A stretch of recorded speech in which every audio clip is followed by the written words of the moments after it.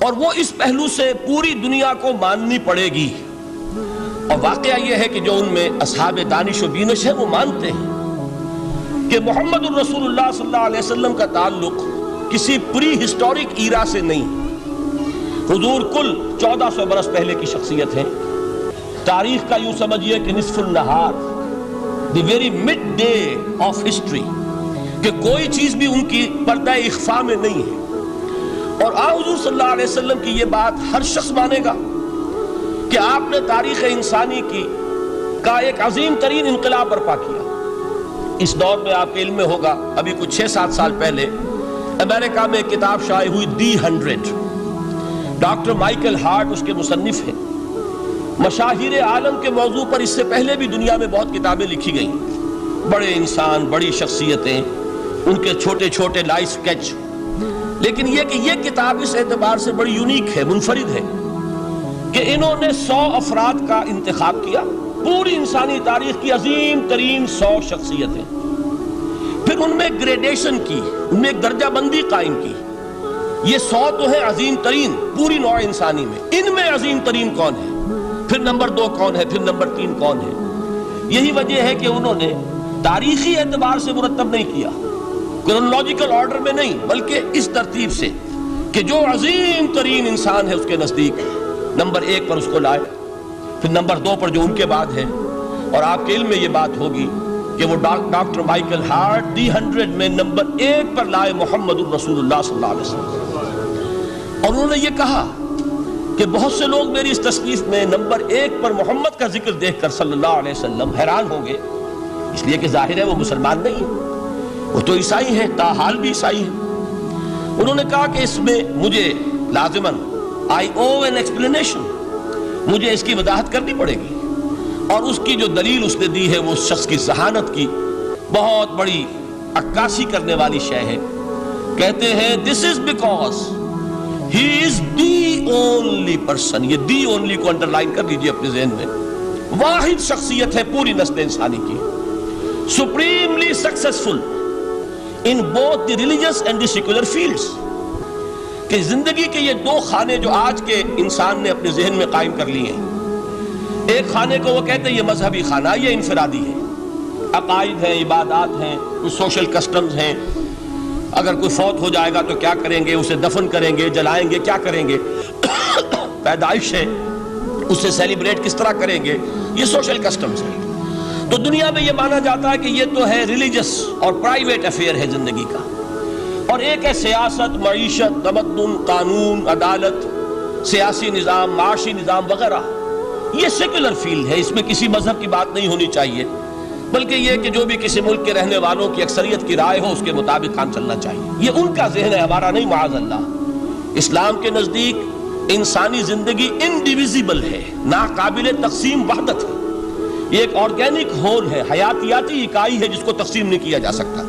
لیکن جدید ذہن کا تصور یہی ہے. اس تصور کے پس منظر میں دیکھیے کہ جو سب سے بڑی تحسین ہو سکتی تھی اور جو سب سے زیادہ ٹریبیوٹ پیش کرنے کا انداز ہو سکتا تھا وہ شخص نے پیش کر دیا حضور کو، کہ دونوں میدانوں میں بیک وقت انتہائی کامیاب انسان پوری تاریخ میں صرف ایک ہے اور وہ محمد ہے صلی اللہ علیہ وسلم. اس لیے کہ جتنی بڑی شخصیتیں اور نظر آتی ہیں وہ یک رخی ہیں، یا ادھر عظیم ہے یا ادھر عظیم ہے. جو ادھر عظمت کی حامل ہے دین میں، مذہب میں، اخلاق میں، روحانیت میں، جیسے حضرت مسیح خود یا گوتم بدھ، ان کا سیاست میں اس میں کوئی دخل نہیں، کوئی انقلاب برپا نہیں کیا، کوئی نئی حکومت قائم نہیں کی، تو وہاں انہیں 0 دینا پڑتا ہے. اور اس کے برعکس سکندر اعظم ہے، اٹیلا ہے، چنگیز ہے، ہٹلر کو بھی چاہے تو شامل کر لیں، جس کی فتوحات جو ہے وہ جنگل کی آگ کی طرح پھیلی ہیں. کوئی مشرق سے مغرب تک پہنچ گیا، کوئی مغرب سے مشرق تک چلا آیا. ہٹلر کہاں آپ کو سکندر اعظم کہاں سے چلا، مقدونیہ سے اور دریائے بیاس تک پہنچا ہے، اور ادھر سے چنگیز ادھر سے گیا وہاں تک پہنچا ہے. اٹیلا جو ہے سینٹرل ایشیا سے اور یورپ کے میدانوں تک پہنچا ہے. لیکن مذہب اور اخلاق کے میدان میں انہیں صرف 0 دینے سے کام نہیں چلتا، کوئی مائنس ویلیو معین کرنی پڑتی ہے. یہ ہے دنیا کی عظیم ترین شخصیتوں کا حال.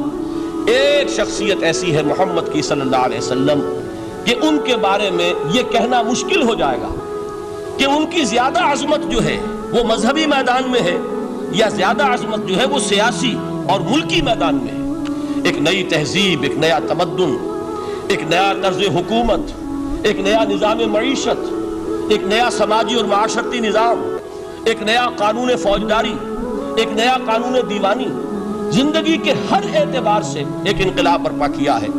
یہ ہے محمد الرسول اللہ کا وہ کارنامہ جس کو کہ غیر مسلم بھی تسلیم کرنے پر مجبور ہے۔ چنانچہ شاید آپ نے نام سنا ہو، ہندوستان نے جو بڑے بڑے انقلابی پیدا کیے اس صدی میں، ان میں ایک ایم این رائے، جو کمیونسٹ انٹرنیشنل، جو باسکو میں یوں سمجھیے کہ پوری دنیا میں اشتراکی تحریکوں کو کنٹرول کرنے والا ادارہ، یہ شخص اس کا بہت اہم کارکن رہا ہے، ایم این رائے۔ اس نے ایک کتاب لکھی دی ہسٹوریکل رول آف اسلام، اور وہ تسلیم کرتا ہے کہ تاریخ انسانی میں عظیم ترین انقلاب وہ ہے جو محمد نے برپا کیا صلی اللہ علیہ وسلم۔ تو یہ چیز دوسری ہے کہ جس کو ماننا پڑتا ہے، لیکن آپ حیران ہوں گے کہ یہ سیرت کا جلسہ تو نہیں تھا، میں قرآن کی عظمت بیان کر رہا تھا۔ یہاں اب اصل میں جس چیز کی طرف آپ کی توجہ دلانی مقصود ہے وہ یہ ہے کہ اس عظیم ترین انقلاب کے لیے حضور کا اعلی انقلاب قرآن تھا۔ اتر کر ہرا سے سوئے قوم آیا اور ایک نسخہ کیمیا ساتھ لایا۔ اس قرآن کے ذریعے ذہن بدلے، لوگوں کی سوچ بدلی، عقائد بدلے، نقطہ نظر بدلا، ان کا ویلیو سٹرکچر تبدیل ہو گیا۔ پہلے زندگی عزیز ترین متاع شمار ہوتی تھی، اب موت سب سے بڑھ کر خوش آئند ہے۔ شہادت ہے مطلوب و مقصود مومن، نہ مال غنیمت نہ کشمت کشائی۔ یہ انقلاب یہ در حقیقت کس کے ذریعے سے ہوا ہے؟ سورہ فرقان میں اللہ تعالیٰ نے ارشاد فرمایا حضور سے، فَلَا تُطِعِ الْكَافِرِينَ وَجَاهِدْهُمْ بِهِ جِهَادًا كَبِيرًا۔ اے نبی، آپ ان کافروں کی باتیں نہ مانیے، ان کے کہنے کی طرف متوجہ نہ ہوئیے، اور اس قرآن کے ذریعے سے جہاد کیجئے۔ جیسے کہ ابھی آپ کو بتایا نظام الدین صاحب نے، اصل انقلاب جو محمد نے برپا کیا صلی اللہ علیہ وسلم وہ تلوار کے ذریعے نہیں ہے، تلوار کے ذریعے انقلاب کی تکمیل ہوئی ہے۔ تو در حقیقت جو انقلاب آیا ہے، انقلاب پہلے آتا ہے انسان کی سوچ میں، انقلاب آتا ہے انسان کے نقطہ نظر میں، انقلاب آتا ہے انسانوں کی شخصیتوں میں، ان کے کردار میں، ان کے شب و روز کے انداز میں۔ یہ انقلاب کون سی تلوار سے آیا؟ محمد تو تنہا تھے صلی اللہ علیہ وسلم، ایک فرد واحد سے دعوت کا آغاز فرمایا۔ یہ قرآن تھا در حقیقت، یہی سب سے بڑی تلوار ہے محمد الرسول اللہ صلی اللہ علیہ وسلم کی۔ اس سے ذہنوں کو بدلا ہے، عقائد بدل دیے ہیں، نظریات بدل دیے ہیں، اسی سے لوگوں کا تزکیہ کیا ہے، اسی کو ان کے اندر اتارا ہے۔ یہ در حقیقت میں علامہ اقبال کا وہ شعر میرے سامنے آ رہا ہے، چوں بجا در رفت جہاں دیگر شبت۔ عظمت قرآن کے ذکر میں فرماتے ہیں جب یہ قرآن کسی کے اندر اتر جاتا ہے اس کے اندر انقلاب آ جاتا ہے۔ ہی از اے چینج پرسن، اس کی سوچ بدل گئی، نقطہ نظر بدل گیا۔ پہلے وہ کائنات کو سمجھتا ہوگا کہ خود بخود چل رہی ہے، اندھا بہرا مادہ اسے چلا رہا ہے، بائی این ایکسیڈنٹ یہ وجود میں آئی ہے۔ اب وہ سمجھتا نہیں ہے ایک اللہ ہے، علی کل شیء قدیر بکل شیء علیم، الحی القیوم، جس نے اس کائنات کو بنایا ہے، جو اسے چلا رہی ہے، جو مدبر ہے، یدبر الامر من السماء الى الارض، تدبیر فرما رہا ہے، وہ ہے کہ جس نے اس کائنات کو پیدا فرمایا۔ پھر یہ کہ پہلے وہ سمجھتا ہو کہ میری زندگی کیا ہے، وہی جو کہ شہنشاہ ظفر نے کہا تھا کہ عمر حیات مانگ کے لائے تھے 4 دن، بہادر شاہ ظفر آخری تاجدار خاندان مغلیہ کا، کہ عمر دراز مانگ کے لائے تھے 4 دن، 2 آرزو میں کٹ گئے 2 انتظار میں۔ کل زندگی کیا ہے؟ یہ 30 40 50 60 70 برس۔ قرآن نے بتایا نہیں، اور جو ترجمانی کی اقبال نے، تو اسے پیمانہ امروز و فردا سے نہ ناپ، جاویداں بے ہم دواں ہر دم جواں ہے زندگی۔ یہ تو ایک ابدی سلسلہ ہے، اس کے لیے کوئی اختتام ہے ہی نہیں۔ یہ موت جو ہے یہ دی اینڈ نہیں ہے، موت ایک زندگی کا وقفہ ہے، یعنی آگے چلیں گے دم لے کر۔ یہ انقلاب ہے انسان کے فکر کا اور سوچ کا۔ اس انقلاب کے نتیجے میں وہ جماعت تیار ہوئی صحابہ کرام کی، ڈیڈیکیٹڈ، کمیٹڈ، جو آخرت کے طالب تھے، جو اللہ کے عاشق، محمد کے دیوانے صلی اللہ علیہ وسلم، تن من دھن قربان کرنے کے لیے تیار۔ حضور کے چشم ابرو کی جنبش جو ہے وہ ان کے لیے گویا کہ ایک حکم کے درجے میں ہے، جس کی کہ لازماً تعمیل ہوگی، اور انہوں نے اپنی گردنیں کٹوا دی، اپنے گھر اجڑوا دیے، اپنا دنیا کا جو بھی کچھ اثاثہ تھا وہ قربان کر دیا، نشاور کر دیا، تب کہیں جا کر انقلاب آیا۔ اور یہ شخصیتیں جو تیار ہوئیں تو ان کے تیار کرنے میں ذریعہ کیا ہے؟ قرآن۔ یہی وجہ دیکھیے، نوٹ کیجئے، اسی بات کو دوسرے پیرے میں عرض کر رہا ہوں کہ تاریخ انبیاء کے ضمن میں بھی ایک بڑی عجیب حقیقت سامنے آئے گی۔ حضرت موسیٰ علیہ السلام کے معجزات دو بہت مشہور ہیں، عصائے موسیٰ اور ید بیضاء۔ ویسے قرآن مجید نے 7 مزید گنوائے ہیں، 9 آیات بینات، 9 بڑے کھلے کھلے معجزے جو فرعون اور آل فرعون کو دکھائے گئے۔ پھر آپ کو معلوم ہے کہ اسی عصا کی ضرب سے سمندر کا پھٹ جانا، اسی عصا کی ضرب سے ایک چٹان سے 12 چشموں کا پھوٹ بہنا، اور پھر یہ کہ من و سلوہ کا نزول ہے اور غمام ہے صحرا کے اندر، جہاں کوئی چیز سائے کے لیے نہیں ہے، ان کے اوپر ابر کا سایہ کیا جا رہا ہے۔ یہ سارے معجزے آپ کو نظر آ رہے ہیں۔ اسی طریقے سے حضرت مسیح علیہ السلام، کیسے کیسے معجزے، مردہ کو کہا قم باذن اللہ اور کھڑا ہو گیا، گارے سے بنایا ایک پرندے کی شکل اور اس میں پھونک ماری اور اڑتا ہوا پرندہ ہو گیا۔ یعنی یہ کہ احیاء موتا اور خلق حیات یہ آخری معجزے ہو سکتے ہیں، اس لیے کہ یہ خالص اللہ تعالیٰ کے افعال ہیں۔ لیکن ذرا اس کانٹیکسٹ میں دیکھیے محمد کا معجزہ کیا ہے صلی اللہ علیہ وسلم۔ قرآن مجید جن لوگوں نے پڑھا ہے اور سمجھ کر پڑھا ہے، ترجموں سے پڑھا ہے، یا ویسے وہ عربی زبان سے واقف ہیں، ان کو معلوم ہے کہ قرآن بار بار کہتا ہے محمد کا معجزہ، یوں تو بے شمار واقعات ہوں گے لیکن اصل معجزہ صرف اور صرف قرآن ہے۔ اسی کو پیش کیا گیا کہ یہی ہے، آؤ مقابلہ کر لو۔ اصل میں معجزہ کہتے کسے؟ معجزہ کے معنی عاجز کر دینے والی شے۔ یوں تو اولیاء اللہ جو ہیں ہم ان کی کرامات کے قائل ہیں، اللہ تعالیٰ اپنے کسی نیک بندے کے مقام اور مرتبے کے اظہار کے لیے کسی وقت کوئی ایسی چیز ظاہر کر دے جو قانون طبیعی کے خلاف ہو، تو یہ کرامات اولیاء حق ہے۔ اور اس درجے کی جو ظاہر بات ہے کہ جب اولیاء کے لیے کرامات ہے تو انبیاء کے لیے تو بہت ہوں گی۔ اصل معجزہ کسے کہتے ہیں؟ جسے کوئی نبی چیلنج کے ساتھ پیش کرتا ہے کہ یہ ہے میری رسالت کا ثبوت، آؤ مقابلہ کر لو۔ حضرت موسیٰ علیہ السلام کے جو اصل معجزے تھے وہ 2 تھے۔ ایک عصا جس کا کہ مقابلہ کیا، آپ کو معلوم ہے کہ فرعون نے تمام جو جادوگر تھے پورے مملکت کے انہیں جمع کیا اور مقابلہ کیا۔ تو جس چیز کو کہ پیش کیا جائے چیلنج کے ساتھ کہ آؤ تو مقابلہ کر لو، وہ اصل معجزہ ہوتا ہے اس نبی اور رسول۔ تو حضور صلی اللہ علیہ وسلم کا اصل معجزہ، یعنی معجزات، آپ یہ مغالطے میں مبتلا نہ ہو، میں بقیہ معجزات کی نفی نہیں کر رہا، یہ واقعات اپنی جگہ حق ہے کہ حضور کو پتھر سلام کرتے تھے۔ حضور صلی اللہ علیہ وسلم جس کھجور کے تنے کے ساتھ ٹیک لگا کر خطبہ دیا کرتے تھے، جبکہ ابھی مسجد نبی میں ممبر نہیں بنا تھا، جب تعداد زیادہ ہو گئی مسلمانوں کی اور ضرورت محسوس ہوئی کہ ذرا بلند مقام پر کھڑے ہو کر آپ خطبہ ارشاد فرمائیں، تو پھر وہ ممبر بنا کر رکھا گیا۔ پہلے مرتبہ جب آپ ممبر پر چڑھ رہے تھے خطبہ دینے کے لیے، تو اس کھجور کے سوکھے تنے میں سے ایسی آواز آئی جیسے کوئی بچہ بلک بلک کر رو رہا ہو کہ وہ سعادت جو مجھے حاصل رہی تھی آج تک میں محروم ہو گیا۔ تو یہ انبیاء کا مقام ہے۔ مولانا روم نے اسی لیے کہا ہے کہ فلسفی کو منکر حنانہ است، از حواس انبیاء بیگانہ است۔ فلسفی اور عقلیت پرست انسان وہ تو حنانہ کا انکار کر دے گا، کیسے ممکن ہے سوکھا تنا اور اس کے اندر سے بچے کی طرح بلکنے کی آواز آئے، لیکن یہ اس لیے کہ وہ انبیاء کے خصوصی احوال جو ہے ان کو جانتا نہیں۔ اس قسم کے خرق عادت واقعات حضور کی زندگی میں بھی بے شمار ہوئے، لیکن حضور کا وہ معجزہ جس میں تحدی کے ساتھ چیلنج کے انداز میں کہا گیا کہ آؤ مقابلہ کرو، وہ صرف اور صرف قرآن ہے۔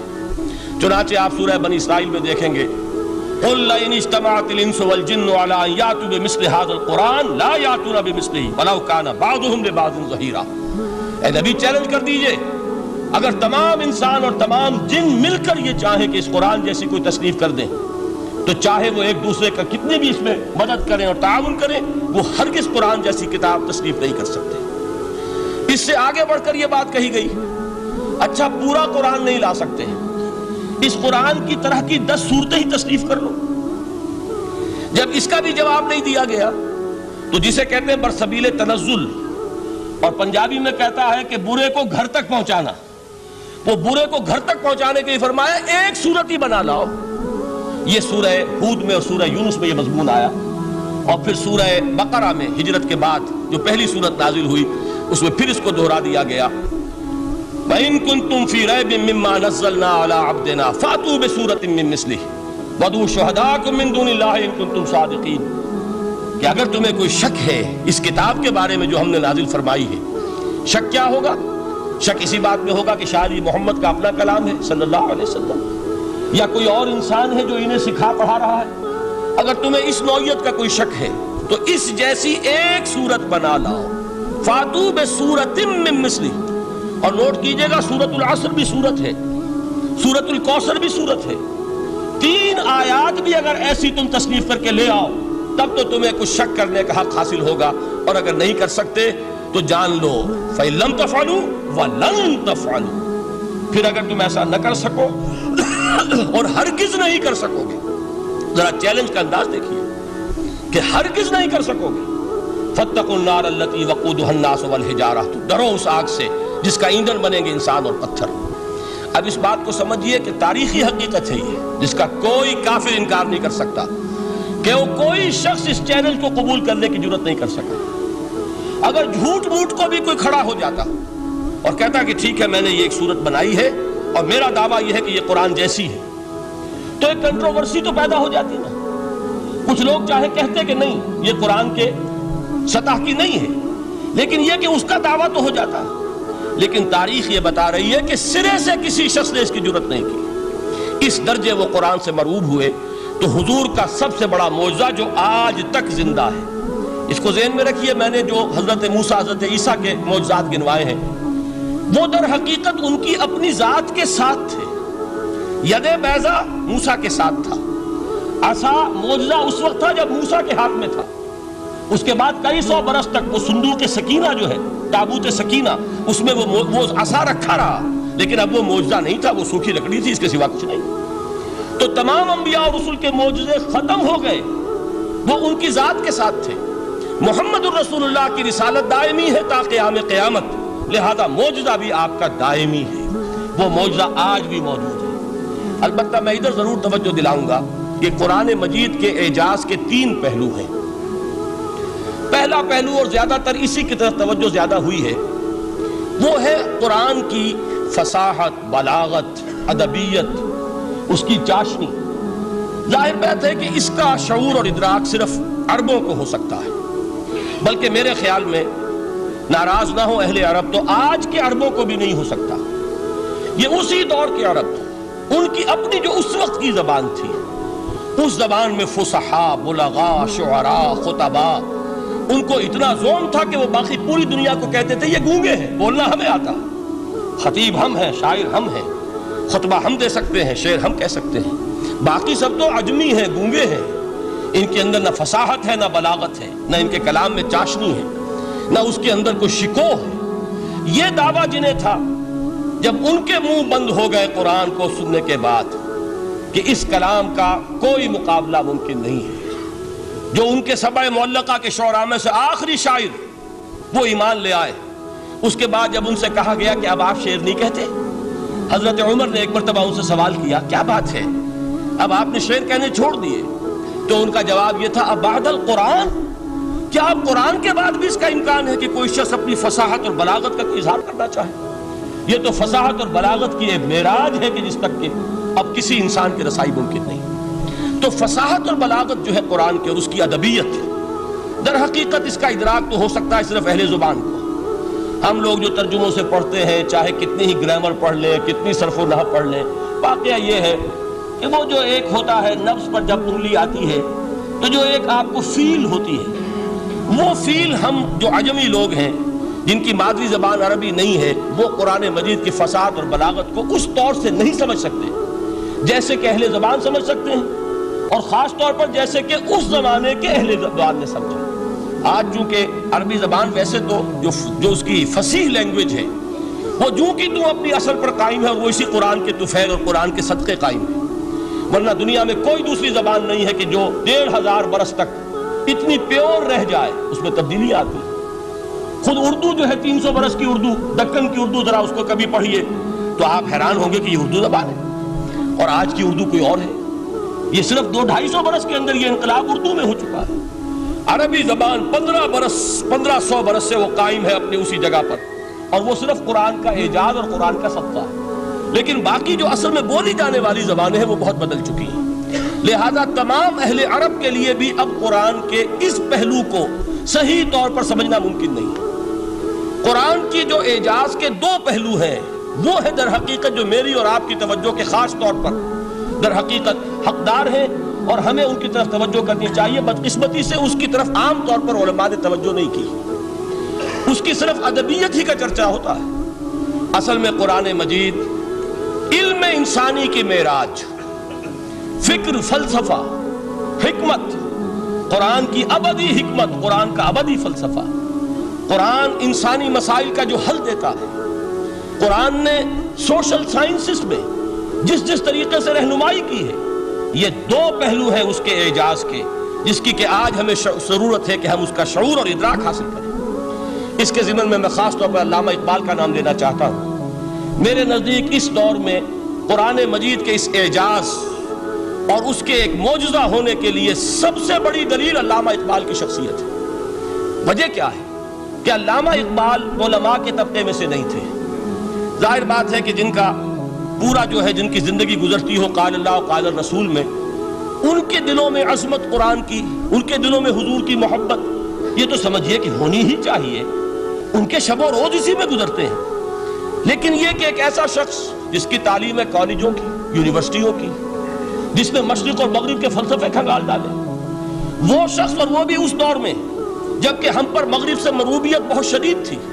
آج تو وہ مروبیت بہت کم ہو چکی ہے۔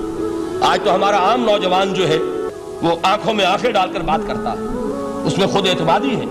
ہمارا بھی اپنا ایک معاشی نظام ہے، ہمارا اپنا ایک سیاسی نظام ہے، ہمارا ایک اپنا سماجی نظام ہے، ہماری اپنی سوشل ویلیوز ہیں۔ آج کا نوجوان الحمدللہ احیاء اسلام کی وہ جد و جہد جو ہے وہ مرحلہ در مرحلہ بہرحال آگے بڑھ رہی ہے۔ وقت لگے گا لیکن یہ کہ اس میں یقیناً ترقی ہوئی ہے۔ اسی کا مظہر یہ ہے کہ خود اعتمادی ہے، we have confidence۔ ہم جانتے ہیں کہ اسلام ایک دین ہے، مکمل دین ہے، اس کے پاس زندگی کے تمام مسائل کا حل ہے۔ لیکن یہ ہے آج 1985 کی بات۔ علامہ اقبال اس صدی کے آغاز میں گئے ہیں یورپ، جبکہ ہم محکوم تھے انگریز کے۔ ایک حاکم قوم کے ہاں جا کر اس سے مروبیت کتنی شدید اس وقت تھی، جو جاتا تھا اکثر و بیشتر جو ہے واپس آتا تھا تو کھڑے ہو کر پیشاب کرنا ضروری سمجھتا تھا، اس لیے کہ اس نے وہاں پر لوگوں کو یہی کرتے دیکھا۔ ان کا لباس، ان کی وضاقت، ان کی تہذیب، ان کا تمدن، ہر طرح سے ان کے گن گاتا ہوا، ان کے لیے وہ بہت قصیدے جو ہے تعریف کے کہتا ہوا آتا تھا۔ لیکن ایک علامہ اقبال کی شخصیت وہ ہے کہ وہ یہ خود کہتے ہیں کہ میں اس آگ میں ڈالا گیا ہوں مثل خلیل، مغربی تہذیب کے اس الاؤ میں مجھے اس طرح ڈالا اللہ نے جیسے کہ حضرت ابراہیم کو آگ میں ڈلوایا۔ میں اس تہذیب کے اس الاؤ کے اندر سے ہو کر آ رہا ہوں اور میں نے یہ دیکھ لیا ہے کہ یہ تہذیب کھوکھلی ہے، اس کے اندر کوئی پائیداری نہیں ہے، نظر کو خیرہ کرتی ہے تب چمک تہذیب حاضر کی، یہ سنائی مگر جھوٹے نگوں کی ریزہ کاری ہے۔ اور دیار مغرب کے رہنے والوں خدا کی بستی دکان نہیں ہے، کھرا جسے تم سمجھ رہے ہو وہ اب زرے کا معیار ہوگا۔ تمہاری تہذیب اپنے خنجر سے آپ ہی خودکشی کرے گی، جو شاخ نازک پہ آشیانہ بنے گا ناپائیدار ہوگا۔ اب آپ اندازہ کیجئے وہ شخص جو بنیادی طور پر فلسفی ہے، فلسفے کا طالب علم ہے، وہ جرمنی اور انگلستان میں جا کر فلسفے کھنگالنے کے بعد اسے اگر تسکین حاصل ہوئی، اس کی جو علم کی پیاس تھی اگر اسے سیری حاصل ہوئی تو صرف قرآن کے ذریعے سے۔ نہ کہیں جہاں میں اما ملی، جو اما ملی تو کہاں ملی میرے جرم خانہ خراب کو تیرے عفو بندہ نواز میں۔ یہ وہ شخص ہے آخری زندگی میں ان کا کام صرف ایک رہ گیا تھا، قرآن کی تلاوت۔ بڑے بڑے فلسفی ملنے آتے تھے علامہ اقبال سے ملنے، وہ سمجھتے تھے بڑی لائبریری ہوگی، جیسے بڑے وکیل اس کی لائبریری آپ کو معلوم ہے کتنی جلدیں رکھی ہوں گی، خوبصورت جلدیں بنی ہوئی، ایسے ہی کوئی بڑا فلسفی، بڑا پروفیسر، اس کی سٹڈی، اس کی کتابیں بڑی مروب کن ہونی چاہیے۔ لیکن علامہ اقبال کے ہاں سب کتابیں اٹھوا دی تھی انہوں نے، صرف ایک کتاب رہ گئی، اور سید نذیر نیازی کا نام آپ نے سنا ہوگا۔ انہوں نے جب یہ گواہی دی ہے، یہ واقعہ شاید آپ کے علم میں نہ آیا ہو، یہ بہت اہم واقعہ ہے۔ وہ یہ لکھتے ہیں کہ میں نے ایک مرتبہ علامہ سے پوچھا کہ کچھ لوگ اعتراض کرتے ہیں یا یہ خیال ظاہر کرتے ہیں کہ آپ نے اپنا فلسفہ خودی نیٹشے سے لیا ہے، کوئی کہتا ہے فلاں سے لیا ہے، کوئی کہتا ہے فلاں سے لیا ہے، کچھ آپ خود بتا سکیں گے کہ آپ کے فلسفہ خودی کی سورس کیا ہے؟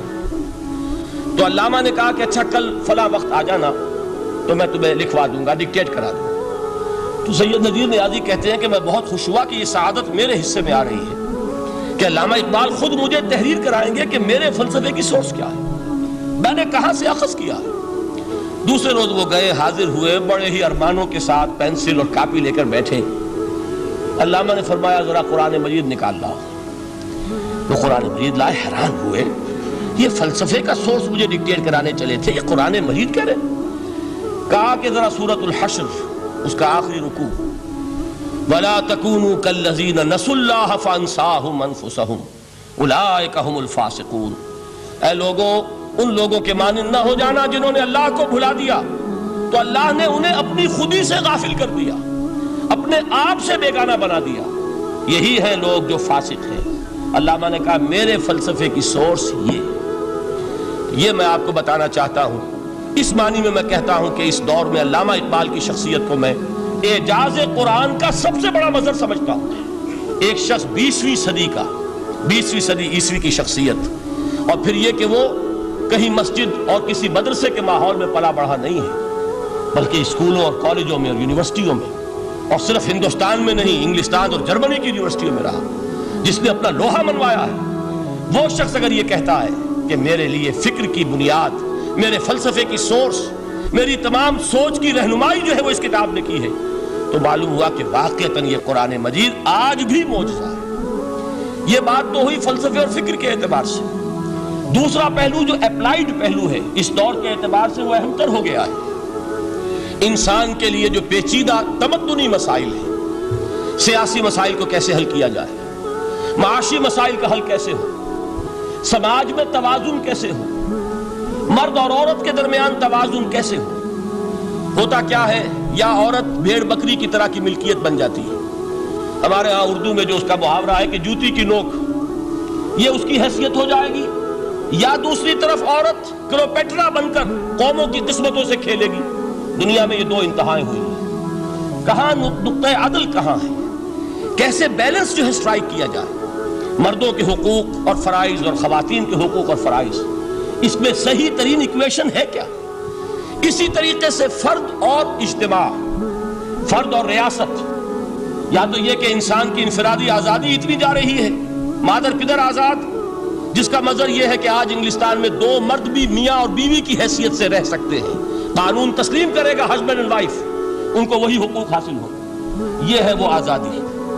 اور یا پھر یہ ہے کہ جو روس میں ہے یا دوسرے ممالک میں ہے کہ آزادی بالکل ختم، اور معلوم ہوا کہ ایک ٹوٹلیٹیرین سوسائٹی ہے، مستبدانہ نظام ہے۔ ان کے درمیان نقطہ عدل کہاں ہے؟ اسی طرح سرمایہ اور محنت، اگر ذرا سا سرمایہ کو چھوٹ ملتی ہے، وہ مزدور کا خون چوستا ہے اور اس کا حق اس کو نہیں دیتا۔ اقبال نے بہت خوبصورت انداز میں کہا ہے کہ خواجہ از خون رگے مزدور سازد لال ناب، از جفائے دہ خدایاں کشت دہ کا نا خراب۔ انقلاب انقلاب انقلاب۔ ایک طرف سرمایہ دار ہے جو مزدور کی رگوں میں سے خون نچوڑ کر سرخ شراب کا پیمانہ لے کر بیٹھا ہوا ہے، وہ در حقیقت مزدور کا خون ہے جو پی رہا ہے۔ ایک طرف وہ زمیندار اور جاگیردار ہے جو کاشتکار کا خون جو ہے چوس رہا ہے۔ تو یہ یا تو یہ انتہا ہے، اور یا یہ ہے کہ اگر ذرا آپ مزدور کو یا اس کارکن کو تھوڑا تحفظ دیجئے تو وہ کام نہیں کرتا۔ ہمارے ہاں پچھلے دور میں یہی ہوا تھا۔ میں یہ برملا کہتا ہوں، آج بھی آپ کے سامنے کہہ رہا ہوں کہ بھٹو نے واقعہ یہ بہت بڑا کارنامہ سر انجام دیا تھا۔ اس نے مزدور کو ایک سیلف ریسپیکٹ دی تھی، کاشتکار کو اپنی عزت کا احساس دیا تھا کہ میں بھی انسان ہوں، میرے بھی حقوق ہیں، لیکن نتیجہ اس کا نیگیٹو نکلا۔ مزدور نے کام کرنا چھوڑ دیا، معیشت کی گاڑی ختم ہو گئی۔ وہ چیز کہ جو متوازن ہو، جس میں مزدور کو اس کا حق مل رہا ہو اور پسینہ خشک ہونے سے پہلے اس کی جائز مزدوری اس کو مل گئی ہو، جس میں کہ انسان کسی سرمایہ دار کی رعیت بن کر نہ رہ جائے۔ دوسری طرف یہ کہ سرمایہ کے لیے بھی جو اس کا صحیح ہے کہ اس کو انسینٹیو ملے، وہ میدان میں آئے، اس کے اندر رسک لینے کے جو ہے وہ صلاحیت پیدا ہو۔ ان دونوں چیزوں کو کیسے متوازن کیا جائے؟ واقعہ یہ ہے کہ یہ ہے وہ پیچیدہ مسائل جن کا حل قرآن میں ہے۔ ہماری بدقسمتی کیا ہے کہ ہم نے خود ان چیزوں کے لیے دوسروں کے سامنے جھولی پساری ہوئی، ہم دوسروں سے بھیک مانگ رہے ہیں۔ ہمارا حال کیا ہوا تھا اس صدی کے شروع میں؟ مصطفیٰ کمال پاشا نے جب ترکی میں اسلام کے آئلی قوانین بھی منسوخ کیے، نوٹ کیجئے اس کو، یہ اسی صدی کے وہ صدمے ہیں جو ہم نے اٹھائے ہوئے ہیں۔ اور گاہے گاہے باز خواہی قصہ پاری نہ رہا، تازہ خواہی داشتن گر داغ ہائے سی نہ رہا۔ اس صدی میں کیا نہیں ہوا؟ عربوں کی ریوولٹ ترکوں کے خلاف، ان کے پیٹھ میں جو خنجر گھونپا، اور ایک انگریز، ایک کرنل لارنس کی وہ ساری شرارت، اس کے نتیجے میں ایک عظیم مملکت عثمانیہ، سلطنت عثمانیہ، دی گریٹ آٹومان امپائر، اس کے چیتڑے اڑ گئے۔ اور اس کے بعد وعدے کیے تھے عربوں سے کہ ہم تمہیں حکومت دیں گے، ہوا کیا کہ ان کے چھوٹے چھوٹے ٹکڑے کیے اور تقسیم کر لیے۔ مغربی سامراج کا دور شروع ہو گیا۔ اس کا ایک رد عمل مصطفیٰ کمال پر اس درجے شدید ہوا، اس نے ہر چیز جس کا تعلق عربوں سے تھا اس کو ختم کر دیا، ملک بدر کر دیا۔ عربی میں اذان نہیں ہوگی، عربی میں نماز نہیں پڑھی جائے گی، اور اسی کے ضمن میں یہاں تک گیا کہ فیملی لاز بھی رومن لاز جو ہے وہ نافذ کیے۔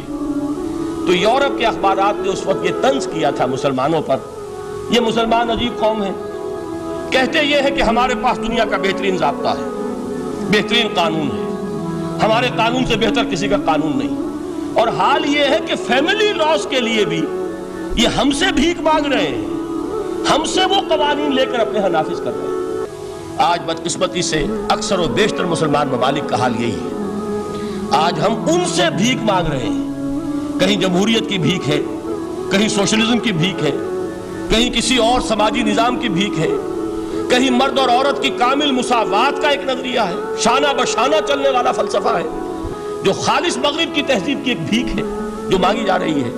کاش کہ آج قرآن کے اس اصل اعجاز کی طرف، جو اس کا اصل معجزہ اس دور کے لیے، میں نے عرض کیا کہ اعجاز قرآنی کا وہ معجزہ کہ وہ فصاحت اور بلاغت کی معراج ہے، وہ یا تو اپریشیٹ کر سکتے اہل عرب، اور اہل عرب میں سے بھی حقیقت میں وہ جو قدیم جاہلی شاعری کے جاننے والے ہیں جو بہت کم رہ گئے، اب وہ جان سکتے ہیں کہ جب قرآن نازل ہوا تو کیوں زبانیں گنگ ہو گئی تھیں، کیوں کوئی ایک شخص جھوٹ موٹ کو بھی مدعی بن کر نہیں آ سکا کہ یہ میں نے قرآن کی جیسی ایک کتاب یا قرآن جیسی ایک سورت یا قرآن کی طرح کے چند جملے میں نے موضوع کر دیے ہیں۔ لیکن دوسرا پہلو ہے فکر اور فلسفہ، اس کے اعتبار سے جس کا سب سے بڑا ثبوت اس دور میں علامہ اقبال ہے، اور تیسرا پہلو ہے Islamic social sciences, political science, economics, sociology, اس میں جو کچھ قرآن نے دیا ہے، جو آج بھی انسان کی رہنمائی کے لیے بہترین نظام ہے، اس نظام کو ہم سمجھے، اسے دنیا کے سامنے پیش کریں، تب در حقیقت قرآن مجید کا اعجاز سامنے آئے۔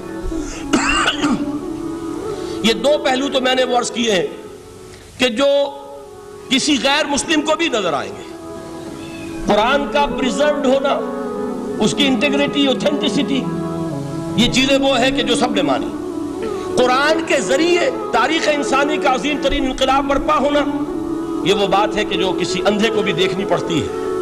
اس حقیقت کا اعتراف دشمن کو بھی کرنا پڑتا۔ میں یاد دلا دوں آپ کو، ایچ جی ویلز، آپ نے نام سنا ہوگا، سائنٹیفک فکشن میں اس کا بڑا اونچا مقام ہے، لیکن اس نے تاریخ نسل انسانی پر بھی دو کتابیں لکھی، a short history of the world اور a concise history of the world. Concise history of the world میں وہ شخص حضور کے ذکر پر جب آتا ہے تو میں صرف ذکر کر رہا ہوں، نقل کفر نہ باشد، اس نے حضور کی شخصیت پر بڑے رقیق حملے کیے، بڑے گھٹیا حملے کیے۔ حضور کی خاص طور پر تعدد ازدواج کا جو معاملہ ہے، یہ کڑوی گولی ان کے حلق سے اتر نہیں سکتی، اس لیے کہ ان کا آئیڈیل ہے حضرت مسیح اور حضرت یحییٰ، جان دی بیپٹسٹ اینڈ جیسس آف نازارت۔ ان دونوں نے ایک شادی بھی نہیں کی، تجرد کی زندگی بسر کی، لہذا ایک شادی بھی ان کے نزدیک گھٹیا فعل ہے۔ تو حضور نے تو کی ہیں 11 شادیاں، 11 نکاح آپ کے۔ یہ جو کڑوی گولی ہے یہ ان کے حلق سے نیچے نہیں اترتی، اس لیے میں انہیں معذور سمجھتا ہوں۔ تو اس نے اس پہلو سے تو بڑے حملے کیے، لیکن خطبہ حجۃ الوداع کے وہ جملے جو ہے تاریخی، پورے کے پورے اس نے کوٹ کیے، لا فضل لعربی علی عجمی ولا لعجمی علی عربی ولا لأحمر علی اسود ولا لأسود علی احمر الا بالتقوی کلکم بنو آدم وآدم من تراب۔ کسی عرب کو کسی عجمی پر کوئی فضیلت نہیں، کسی عجمی کو کسی عرب پر کوئی فضیلت نہیں، کسی گورے کو کسی کالے پر کوئی فضیلت نہیں، کسی کالے کو کسی گورے پر کوئی فضیلت نہیں سوائے تقویٰ کے. تم سب کے سب آدم کی اولاد ہو اور آدم مٹی سے بنائے گئے تھے. یہ الفاظ لکھ کر کہتا ہے کہ جہاں تک human fraternity, equality and freedom, تین الفاظ نوٹ کیجئے، انسانی حریت، انسانی مساوات، انسانی اخوت، کہتا ہے جہاں تک ان تین چیزوں کے واز ہیں، سرمنز کا تعلق ہے، وہ تو دنیا میں پہلے بھی بہت کہے گئے. عیسائی ہونے کے باوجود خاص طور پر نام لیتا ہے جیزس آف نزارت. سرمنز تو حضرت مسیح کے ہاں بھی بہت مل جائیں گے کہ تمام انسان برابر ہیں، سب کو بھائی بھائی ہونا چاہیے، سب انسان آزاد ہیں، تمیز بندہ و آقا فساد آدمیت ہے. لیکن وہ کہتا ہے کہ یہ ماننا پڑتا ہے تاریخ انسانی میں پہلی مرتبہ ان اصولوں پر ایک انسانی معاشرہ قائم کیا محمد نے صلی اللہ علیہ وسلم. یعنی حضور کے ساتھ یہ معاملہ ایمپٹی سلوگنز کا نہیں ہے، یہ صرف واز نہیں ہے، یہ صرف سرمنز نہیں ہیں، یہ ایمپٹی سلوگنز نہیں ہیں. He translated these things into actuality. ایک حقیقت، ایک واقعہ کی شکل دی ہے محمد نے صلی اللہ علیہ وسلم. وہ معاشرہ پیدا کیا جس میں انسانی اخوت، انسانی مساوات اور انسانی حریت، یہ تینوں اقدار میں تمام کمال موجود تھی. یہی وجہ ہے اس صدی میں نوٹ کیجئے گاندھی جی، موہن داس کرم چند گاندھی، جس کو آج پوری دنیا میں تسلیم کیا جاتا ہے، عالم عرب میں بھی مہاتما گاندھی کی بڑی عزت ہے. پنڈت نہرو کا کسی زمانے میں استقبال ہوا تھا ریاض میں، تو ہمیں بہت غصہ آیا تھا کہ مرحبا برسول السلام، welcome to the prophet of peace. یہ الفاظ تھے کہ جن سے پنڈت نہرو کا استقبال ہوا تھا. غصہ ہمیں بہت آیا، یہ رسول کا لفظ استعمال کر دیا انہوں نے. بعد میں ہم نے سوچا بھائی رسول کے معنی ان کے ہاں ایلچی کے ہیں، تو انہوں نے اس کو اپنی جو بھی غلطی میں سمجھا یا صحیح سمجھا اس کو چھوڑ دیجئے، میں کوئی سیاسی گفتگو نہیں کرنا چاہتا. انہوں نے سمجھا کہ یہ شخص اس وقت امن کا پیغام بر ہے، لہذا اس کو ویلکم کیا. بہرحال گاندھی جی کا جہاں تک معاملہ ہے، آپ کے علم میں ہے کہ پوری دنیا میں اس شخص کی عظمت کو تسلیم کیا گیا ہے. ہمارا معاملہ، ہندوستانی مسلمانوں کا معاملہ، یہ دوسرا ہے. وہ تو آپ کو معلوم ہے کہ جوتا جسے کاٹتا ہے اسے پتہ چلتا ہے کہ یہ جوتی کاٹ رہی ہے، ورنہ دیکھنے والے کو پتہ چلے گا بڑا خوبصورت جوتا ہے، بڑا عمدہ جوتا ہے، کوئی اس میں خرابی نہیں ہے. لیکن جسے وہ پنچ کر رہی ہو اسے پتا ہے کہ یہ ہے کیا. اس اعتبار سے ہمارا معاملہ علیحدہ ہے، لیکن دنیا کو بہت خوبصورت اور بہت ہی اعلیٰ اور بہت ہی اونچی شخصیت ایک نظر آتی ہے. بہرحال ایک پہلو سے یقیناً ماننا پڑے گا اس کی عظمت کو کہ ہندو قوم کے لیے اور ہندوستان کے لیے، اس کی آزادی کے لیے جو عظیم جد و جہد کی ہے، اس میں کوئی شک نہیں. میں اس وقت جو بات عرض کرنا چاہتا ہوں کہ 1937 کا تصور کیجئے. 1937 میں آپ کو معلوم ہے 1935 میں قانون بنا تھا اور پہلی مرتبہ الیکشنز ہوئے تھے بر صغیر میں 1937، اور وہ ہوئے تھے صوبائی الیکشنز. ان کے نتیجے میں وزارتیں قائم ہوئی. مسلم لیگ نے بائیکاٹ کیا تھا الیکشن کو، لہذا پورے ہندوستان میں تمام صوبوں میں کانگریس کے وزراء کی وزارتیں بنی. ہریجن اخبار میں ایک مقالہ لکھا تھا گاندھی جی نے اس وقت، جس میں کہ ان کانگریسی وزراء کے سامنے نصیحت کے انداز میں یہ بات رکھی تھی کہ آج جب کہ آپ لوگوں کو اختیار مل رہا ہے اور حکومت، یہ پہلی انسٹالمنٹ تھی جو انگریزوں نے دی تھی ہمیں، سیلف رول یا ہوم رول کی پہلی انسٹالمنٹ تھی، تو جو بھی تمہیں اختیارات مل رہے ہیں اس میں تمہارے سامنے حضرت ابو بکر اور حضرت عمر کی مثال رکھتا ہوں. یہ ہے وہ بات کہ جادو وہ جو سر چڑھ کر بولے. عربی میں کہتے ہیں الفضل ما شہدت بہ الاعداء، اصل فضیلت وہ ہے جس کا کہ دشمن اعتراف کرے. مہاتما گاندھی اگر اعتراف کر رہا ہے کہ تاریخ انسانی کی عظیم ترین شخصیتیں حکومت کی سطح پر وہ ابو بکر اور عمر ہیں، تو ابو بکر اور عمر کس درخت کے پھل ہیں؟ وہ شجرہ طیبہ، شجرہ نبوت ہے کہ جس کے پھل ہیں ابو بکر اور عمر، جن کو تربیت دی ہے محمد نے صلی اللہ علیہ وسلم. تو معلوم ہوا کہ یہ چیزیں وہ ہیں کہ جس کا لوہا آج دنیا مان رہی ہے. لہذا ہمیں قرآن مجید کے اعجاز کے پہلو سے ان اعتبارات سے خود بھی توجہ کرنی چاہیے اور دنیا کو بھی ادھر متوجہ کرنا چاہیے. اب میں تبرکاً 3 مقامات سے میں نے آیات پڑھی ہیں. قرآن مجید کی عظمت کا وہ ادراک اور شعور جو ہمیں ہو سکتا ہے، ہم وہ کہ جو قرآن کو مانتے ہیں اللہ کا کلام، ہم اس بنیاد پر سمجھے کہ اللہ نے اپنے کلام کی کیا مدح کی ہے. اور نمبر 2 یہ فارسی کا ایک مصرع ہے کہ قدر گوہر شاہ دانت یا بدانت گوہری. ہیرے جواہرات کی قدر و قیمت یا بادشاہوں کو معلوم ہوتی ہے جو ان میں کھیلتے ہیں، اور یا یہ کہ جوہری کو جو ان کا کاروبار کرتا ہے، جانتا ہے، پہچان ہے، پرکھتا ہے۔ عام آدمی کو کیا پتا، اس کے ہاتھ پہ اگر کوئی آپ ہیرا رکھ دیں وہ سمجھے شاید کوئی کانچ کا ٹکڑا، اسے اس کے اندر کوئی فرق محسوس نہیں ہوگا۔ قدر گوہر شاہ دانت یا بے دانت گوہری، کہ ہیرے جواہرات جو ہیں ان کی قدر و قیمت کا اندازہ یا بادشاہوں کو ہوتا ہے یا جوہری کو ہوتا ہے۔ تو قرآن مجید کا عظمت کا صحیح ادراک یا اللہ کو ہے یا محمد الرسول اللہ کو ہے صلی اللہ علیہ وسلم۔ باقی جو کچھ دنیا دیکھتی ہے وہ تو وہ ظاہر کا ایک پہلو ہے، وہ تاریخی حقائق ہیں جو میں نے آپ کے سامنے رکھے۔ باقی قرآن مجید کی عظمت کا کوئی صحیح ادراک ہو سکتا ہے یا وہ اللہ تعالیٰ کی زبانی اور یا ہوگا محمد الرسول اللہ صلی اللہ علیہ وسلم کے فرامین کی روشنی۔ اسی لیے میں نے 3 جگہ سے آیات پڑھی ہیں۔ ایک مقام سے سورہ رحمان کی ابتدائی 4 آیات، سورہ یونس کی 2 آیات، سورہ حشر کی 1 آیت، اور 3 احادیث نبویہ ہیں جن کا میں نے ذکر کیا ہے، اس لیے کہ تیسری جو ہے وہ بہت طویل حدیث ہے، وہ پوری میں اس وقت نہیں پڑھ سکتا تھا، اس کے صرف ابتدائی اور آخری کلمات میں نے اس وقت آپ کو سنائے۔ میں تھوڑی سی تشریح ان کی کروں گا تاکہ قرآن مجید کی عظمت کا جو نقش میرے اور آپ کے قلب پر ہونا چاہیے وہ صحیح در حقیقت ان آیات اور احادیث کی روشنی میں ہمارے دلوں پر قائم ہو جائے۔ دیکھیے قرآن مجید کی عظمت یہ کلام ہے، اس کی کلام کی عظمت کا پہلا پہلو ہے متکلم کی عظمت کے اعتبار سے۔ عربی میں کہا جاتا ہے کہ کلام الملوک ملوک الکلام ہے، بادشاہوں کا کلام کلاموں کا بادشاہ ہوتا ہے۔ بادشاہ جب گفتگو کرے گا معلوم ہوگا شاہانہ انداز ہے، ایک کوئی بھکاری گفتگو کرے گا یا کوئی کجرا گفتگو کرے گا، سبزی فروش کرے گا، کوئی مچھلی فروش کرے گا، ہر ایک کا پتہ چل جائے گا کہ کون بولا، وہ جس کو کہتے ہیں کہ تانت بازی راگ پایا۔ 2 جملے کوئی شخص بولے گا پتہ چل جائے گا کتنے پانی میں ہے، اس کے علم کا، فضل کا، تہذیب کا، تمدن کا کیا معیار ہے۔ اس لیے کہ کلام جو ہے در حقیقت متکلم کی پوری شخصیت کی عکاسی کرتا ہے، اس کا مقام کیا ہے، اس کا مرتبہ کیا ہے، اس کے ذہن کی بلندی کیا ہے، اس کے فکر کی گہرائی کیا ہے، اس کے افق ذہنی کی وسعت کیا ہے، اس سب کا اندازہ ہوگا کلام سے۔ تو اب یہ کلام ہے اللہ کا، معلوم ہوا کہ اللہ کی صفات کا ایک کامل عکس قرآن مجید میں موجود ہے۔ یہ بات سمجھیے، اس کو قرآن نے کس طرح بیان کیا؟ یہ وہ لطیف حقائق ہیں جن کے لیے قرآن مجید تمثیل کا پیرایا اختیار کرتا ہے۔ اب سورہ حشر کی تمثیل کیا ہے؟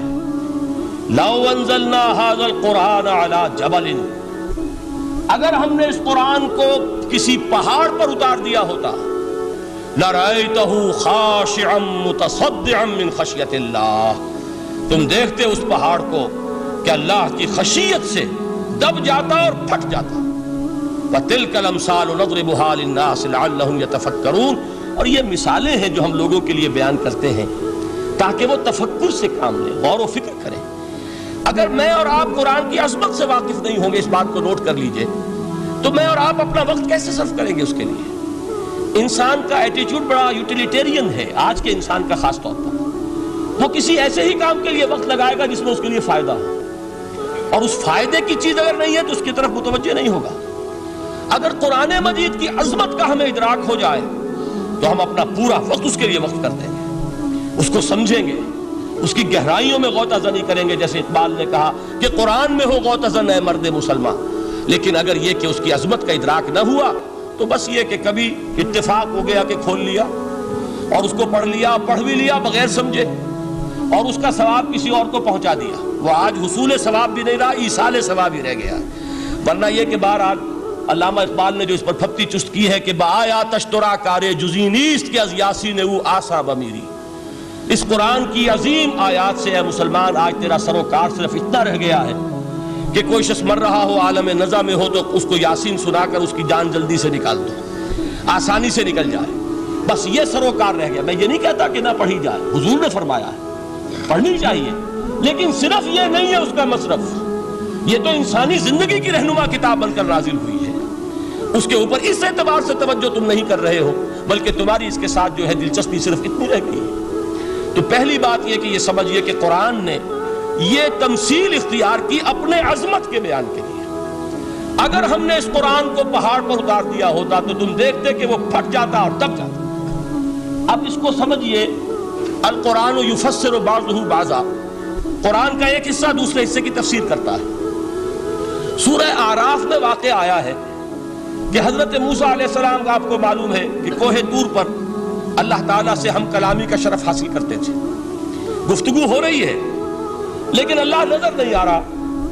اب اس کو اپنے اوپر طاری کیجئے کہ صاف سامنے آتے بھی نہیں، صاف چھپتے بھی نہیں. یہ جو صورتحال تھی کہ اگر کسی کی آپ آواز سن رہے ہیں، کلام سن رہے ہیں، سامنے نہیں آ رہا، تو آپ کے دل میں خواہش پیدا ہوگی کہ ذرا سا یہ پردہ بھی اٹھا دیا جائے، مجھے دیدار بھی حاصل ہو جائے. لہذا سورہ آراف میں ہے جب کئی بار یہ شرف ہم کلامی حاصل ہوا اللہ سے، تو حضرت موسیٰ علیہ السلام نے بڑی ہمت سے کام لیا، بڑی جرت کی اور درخواست کر دی، رب ارنی انظر الیک. یہ جو پردہ بیچ میں حائل کیا ہوا ہے پروردگار، تو میرا شوق دیکھ، میرا اشتیاق دیکھ، تو مجھے ذرا دیدار بھی عطا ہو جائے. اس پر کیا بات کہی گئی؟ لن ترانی، موسیٰ تم مجھے ہرگز نہیں دیکھ سکتے، تم اس جسد ظاہری کے ساتھ، اس جسد مادی کے ساتھ، ان عنصری آنکھوں سے میرا دیدار نہیں کر سکتے. ولیکن انظر الی الجبل، دیکھو ہم تمہیں ایک مثال دیے دیتے ہیں، ذرا اس پہاڑ کی طرف دیکھو، ہم اپنی ایک تجلی اس پر ڈالیں گے. فَإِنِ اسْتَقَرَّ مَكَانَهُ فَسَوْفَ تَرَانِي، اگر وہ پہاڑ ہماری تجلی کو جھیل جائے، تحمل کر لے، تو تم بھی سوچنا کہ شاید ہمیں دیکھ سکو. اس کے بعد ہوا کیا؟ فَلَمَّا تَجَلَّى رَبُّهُ لِلْجَبَلِ جَعَلَهُ دَكًّا وَخَرَّ مُوسَىٰ صَعِقًا. جب اللہ تعالیٰ نے پہاڑ پر اپنی ایک تجلی ڈالی تو وہ پہاڑ جو ہے پھٹ گیا. اور موسیٰ، اب دیکھیے براہ راست تجلی موسیٰ پر نہیں ہے، یہ انڈائریکٹ مشاہدہ ہے تجلی ربانی کا کہ جو پہاڑ پر ہوئی ہے، اور پہاڑ کی جو کیفیت ہوئی ہے اس کے مشاہدے سے حضرت موسیٰ بے ہوش ہو کر گر گئے. وَصَعِقَ مُوسَىٰ خَرَّ مُوسَىٰ صَعِقًا. یہ ہے وہ مثال جو یہاں دی ہے قرآن کے لیے. لَوْ أَنزَلْنَا هَذَا الْقُرْآنَ عَلَىٰ جَبَلٍ لَرَأَيْتَهُ خَاشِعًا مُتَصَدِّعًا مِّنْ خَشْيَةِ اللَّهِ. نتیجہ کیا نکلا؟ انفر کیجئے، استدلال، استنتاج. نتیجہ یہ نکلا کہ جو تاثیر تجلی ذات ربانی کی ہے وہی تاثیر کلام ربانی کی ہے. صرف یہ ہے کہ ہمیں اس کا شعور نہیں، ہمیں اس کا ادراک نہیں. یہ بالکل ذات کی تجلی کی جو تاثیر تھی وہی قرآن خود بیان کر رہا ہے کہ اس کلام ربانی کی ہے. اس کو بھی علامہ اقبال نے خوب کہا ہے، فاش گویم آنچ در دل مزمرست، صاف کہہ دیتا ہوں جو کچھ میرے دل میں ہے. این کتابیں نیست چیزیں دیگر است. اسے کتاب نہ سمجھ بیٹھنا قرآن کو، یہ کتاب نہیں ہے، کچھ اور ہے. کچھ اور کیا ہے؟ مثل حق پنہاؤ ہم پیداستو، زندہ پائندہ گویاستو. یہ تو جیسے اللہ تعالیٰ کی ذات ہے، مثل حق، ذات حق سبحانہ و تعالیٰ کی طرح یہ زندہ ہے، پائندہ ہے. مثل حق، پائندہ گویاستو، یہ جو ہے زندہ ہے، یہ متکلم ہے، کلام نہیں ہے. کل صفات ربانیہ جو ہے ظاہر اور باطن، مثل حق پنہاؤ، ظاہر و پنہا، اور حی و قیوم جیسے اللہ کی ذات ہے، وہی صفات اس کلام کی ہیں. اور اس کے بعد وہ شعر آیا تھا جو میں پہلے سنا چکا ہوں، چوں بجاں در رفت جاں دیگر شود. جب یہ قرآن کسی انسان کے اندر سرایت کر جاتا ہے، اس کے دل پر نازل ہوتا ہے. دیکھیے یہ الفاظ آپ کو کہیں اور نہیں ملیں گے. میرے نزدیک جہاں علامہ اقبال اس دور میں قرآن کی عظمت کا سب سے بڑا ثبوت ہے، وہاں عظمت قرآنی کے سب سے زیادہ واقف اور اس کا سب سے زیادہ شعور رکھنے والے بھی علامہ اقبال ہیں. یہ الفاظ آپ کو کہیں نہیں مل سکیں گے کہ مثل حق پنہاؤ ہم پیداستو، زندہ پائندہ گویاستو، چوں بجاں در رفت جہاں دیگر شود، جہاں چو دیگر شد جہاں دیگر شود. جب یہ انسانوں کے اندر سرایت کر جاتا ہے، ان کے اندر ایک انقلاب آ جاتا ہے، اور یہ اندر کا انقلاب ہے جو ایک عالمی انقلاب کا پیش خیمہ بنتا ہے. آپ آرڈیننس کے ذریعے سے نمازیں پڑھوائیں گے تو پھر نماز وہی پڑھی جائے گی جو آفس ٹائم میں آئے گی، باقی اور کیوں پڑھیں گے؟ وہ تو آرڈیننس کے ذریعے سے پڑھائی جا رہی ہے نا. اس کا حشر تو وہ ہوگا جو ہمارے ہاں دیکھا جا چکا ہے. اور اس وقت بھی، اس زمانے میں نے یہ سنا ایک جگہ کہ کلاس 4 امپلائیز جو ہیں، وہ شروع میں جب آرڈیننس نافذ ہوا تھا ہمارے ہاں تو دفتروں میں بڑا اہتمام ہوا، آفیسرز نے خاص طور پر بڑے اہتمام سے ظہر کی نماز پڑھنی شروع کی. لیکن مجھے بتایا گیا کہ کلاس 4 امپلائیز جو ہیں ہمارے، یہ ڈرائیورز ہیں، پی اینز ہیں، یہ کھڑے ہنستے رہتے ہیں، شریک نہیں ہوتے. میں نے ان سے کہا وہ اس لیے کہ انہیں معلوم ہے کہ آپ بھی تو یہی پڑھ رہے ہیں صرف نماز، باقی آپ کے ڈرائیور سے اور آپ کے خانسامہ سے یہ بات چھپی ہوئی نہیں ہے کہ عصر آپ نے بھی نہیں پڑھنی، یہ صرف زور ہے جو آپ پڑھ رہے ہیں۔ تو یہ اصل میں اندر کا انقلاب جب تک نہ آئے، باہر کا ٹھوسا ہوا انقلاب وہ تو جب پریشر ہٹ جائے گا تبدیلی ختم ہو جائے گا۔ چوں بجاں در رفت جہاں دیگر شود، اندر انقلاب آئے، جب اندر تبدیلی ہو جائے گی اب انسان کا پورا وجود بدلے گا، پھر اس کے اندر سے تبدیلی جو ہے وہ ابھرے گی، اسے کسی خارجی دباؤ کی ضرورت نہیں ہوگی۔ جہاں جو دیگر شد جہاں دیگر شود، اور جب انسانی شخصیتوں کے اندر یہ انقلاب اندر سے آتا ہے تو پھر وہ عالمی انقلاب بنتا ہے، جیسے کہ محمد الرسول اللہ کا انقلاب۔ واقعہ یہ ہے کہ اگر جوئش کانسپیریسی، عبداللہ ابن سبا کی سازش اگر کامیاب نہ ہو گئی ہوتی اور مسلمانوں کے اندر آپس کا اختلاف اور سرپھٹول نہ ہو جاتا، جو حضرت عثمان کی شہادت، پھر حضرت علی کی شہادت رضی اللہ تعالی عنہما، اور حضرت علی کی دوران خلافت یہ آپس کے جو جنگیں ہوئی، جنگ جمل، جنگ صفین، جنگ نہروان، اگر یہ نہ ہوئی ہوتی تو جس سپیڈ کے ساتھ اور رفتار کے ساتھ انقلاب محمدی کی توسیع ہو رہی تھی علی صاحب الصلاۃ والسلام، کوئی طاقت دنیا میں نہیں تھی۔ اقبال نے اس کا بھی نقشہ کھینچا ہے کہ تھمتا نہ تھا کسی سے سیل رواں ہمارا، وہ سیل رواں تھا، کوئی روکنے والا نہیں تھا۔ انٹرنل سیبوٹاج وہ ہے کہ جس نے اس انقلاب کا راستہ روکا ہے۔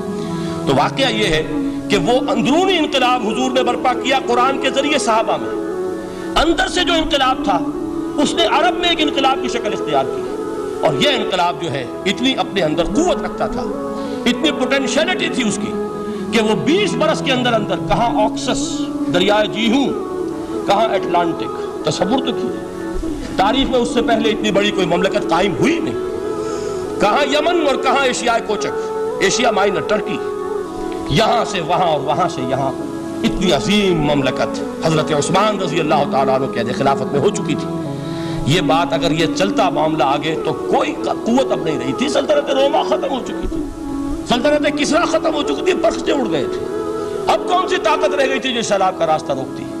یہ وہ یہودی سازش ہے جس نے اندر سے سیبوٹاج کیا۔ بہرحال یہ ہے انقلاب محمدی کا طریقہ، اندر سے تبدیلی۔ اسی کو علامہ اقبال نے کہا ہے، تیرے ضمیر پہ جب تک نہ ہو نزول کتاب، گرہ کشا ہے نہ راضی نہ صاحب کشاف۔ یہ قرآن اب بھی تم ایسے محسوس کرو کہ جیسے تمہارے دل پر نازل ہو رہا ہے۔ اور مجھے یاد آیا امام ابن قیم رحمۃ اللہ علیہ، ان کا ایک بڑا پیارا جملہ ہے، وہ کہتے ہیں قرآن کے بعض پڑھنے والے ایسے ہیں کہ جب وہ قرآن کو پڑھتے ہیں تو یوں محسوس کرتے ہیں کہ قرآن مصحف میں لکھا ہوا نہیں ہے، ان کے اپنے دل کے اوپر کندہ ہے، دل کے اوپر سے پڑھ رہے ہیں، یعنی اتنی کامل مطابقت وہ محسوس کرتے ہیں، اپنی فطرت، ہیومن نیچر اور قرآن کے اندر اتنی مطابقت ہے، اس طرح وہ ٹیلی کرتے ہیں ایک دوسرے کے ساتھ کہ محسوس ہوتا ہے کہ وہ کتاب ان صفحات میں لکھی ہوئی نہیں ہے بلکہ لوح قلب پر لکھی ہوئی ہے کہ جہاں سے وہ انسان اسے پڑھ رہا ہے۔ تو پہلی بات تو قرآن مجید کی اس آیت کے حوالے سے اس پہلو سے ہمارے سامنے آئی کہ جو تاثیر ہے ذات ربانی کی تجلی کی، وہی تاثیر ہے اس قرآن مجید کی، بشرطے کہ ہمارے دل جو ہیں وہ کچھ اپنے اندر اس استعداد اور صلاحیت کو پیدا کر لیں۔ دوسرا مقام ہے سورہ یونس کا۔ اب کسی کلام کی عظمت کا دوسرا پہلو ہو سکتا ہے اس کی افادیت کے اعتبار سے، اس سے فائدہ کیا ہوگا نوع انسانی کے لیے۔ دیکھیے دو آیات، یہ عظیم خزانے ہیں عظمت قرآن کے۔ سورہ یونس میں یا ایھا الناس، اے لوگو، قد جاءتکم موعظۃ من ربکم وشفاء لما فی الصدور وہدی ورحمۃ للمؤمنین۔ 4 الفاظ نوٹ کر لیجیے۔ اے لوگو، آ گئی ہے تمہارے پاس وہ چیز تمہارے رب کی طرف سے جو موعظہ ہے۔ موعظہ کسے کہتے ہیں؟ نصیحت۔ اس بات کو ذرا سمجھ لیجیے ترتیب کیا ہے۔ نصیحت اسے کہتے ہیں، جی رہا نہیں جا رہا، میں نے اس کی ترتیب بدلی ہوئی ہے۔ مجھے یاد دلایا ایک صاحب نے کہ سورہ رحمان کی ابتدائی آیات کا بیان تو رہ گیا، وہ رہا نہیں، میں نے پڑھا کسی اور ترتیب سے تھا، بیان کسی اور ترتیب سے کر رہا ہوں۔ پڑھنے میں 4، 2 اور 1، اور اب جو میں بیان کر رہا ہوں پہلے 1 آیت سورہ حشر کی جو بیان کی، اب 2 آیات ہیں سورہ یونس کی۔ لوگوں، تمہارے پاس آ گئی ہے تمہارے رب کی طرف سے موعظت، اور تمہارے سینوں کے اندر جو روگ ہیں ان کے لیے علاج۔ توجہ کیجئے گا، ہم نے قرآن کو کیا سمجھا ہے؟ صرف ایک मुक़द्दस किताब, एक हुसूल सवाब या इसाले सवाब का आला। कुरान है क्या? नंबर एक मौइज़ा। मौइज़ा किसे कहते हैं? वाज़ उसे कहते हैं वो बात जिससे दिल नरम हो जाए, दिल के अंदर गुदास पैदा करने वाली शे। वजह क्या है? आला से आला हकीमाना बात किसी से कही जाए, दिल सख्त है, असर नहीं होगा। एक क्रस्ट आ जाता है इंसान के दिल के ऊपर, जैसे कि यहूद के उलमा के बारे में फरमाया गया, सुम्मा क़सत क़ुलूबुकुम फ़हिय कल हिजारत अव अशद्दु क़स्वा व इन्न मिनल हिजारति लमा यतफ़ज्जरु मिनहुल अनहार व इन्न मिनहा लमा यहबितु मिन ख़श्यतिल्लाह व इन्न मिनहा लमा यशक़्क़ु फ़यख़रुजु मिनहुल मा। ऐ लोगों, फिर तुम्हारे दिल सख्त होते चले गए, फिर वो पत्थरों के मानंद सख्त हो गए, बल्कि उनसे भी ज्यादा सख्त। इसलिए कि पत्थरों में तो वो भी होते हैं कि जो अल्लाह के खौफ से गिर जाते हैं, पत्थरों में वो भी होते हैं कि जो अल्लाह की खशियत से फट जाते हैं, उनमें से पानी बह निकलता है। पत्थर तो इस तरह के हैं, लेकिन इंसान का दिल जब सख्त हो जाए, जब पत्थर बन जाए, तो कोई शय दुनिया की उसकी सख्ती का मुकाबला नहीं कर सकती। पहले इस सख्ती को नरम करेंगे, जैसे जमीन है चटियल जमीन, उस जमीन के अंदर हल चलेगा तो बारिश जो है फायदा देगी। उसको आप जमीन को नरम करते हैं ताकि वो बारिश को जज्ब करे, वरना चटियल जमीन है सख्त, वो पानी बह जाएगा और वो जमीन के अंदर जज्ब नहीं होगा। तो पहला लफ्ज इस्तेमाल किया मौइज़ा। ये कुरान वाज है, नसीहत है, दिलों को नरम करता है, दिलों पर जो क्रस्ट आ गया है सख्त उसे तोड़ता है, उसमें हल चलाता है। फिर क्या करता है? फिर जब ये जज्ब होता है, शिफाउन लिमा फिस सुदूर, जो सीने के रोग हैं उनके लिए शिफा है। अब आप गौर कीजिएगा, अल्लामा इकबाल ने इन्हीं दो एतबारात से मुसलमानों का मरसिया कहा है कि मुसलमानों ने इस कुरान को न मौइज़ा के लिए इस्तेमाल किया और न तज़किया नफ्स के लिए इस्तेमाल किया, बल्कि इसको तो सिर्फ बना लिया है वो जान आसानी से निकालने का नुस्खा या इसाले सवाब का आला। चुनाचे कहते हैं वास के लिए वाइज़े दस्ता ज़नो अफसाना बंद। वाइज जो है हमारे दास्ताने कहते हैं, अफसाने कहते हैं, किस्से कहते हैं, लतीफे कहते हैं। मानिए ऊ पस्त हरफे ऊ बुलंद, उसके बयान में मानी तो होते हैं बहुत ही घटिया, नीचे के पस्त। अल्फाज का शिको होता है, अल्फाज बहुत ऊंचे होते हैं।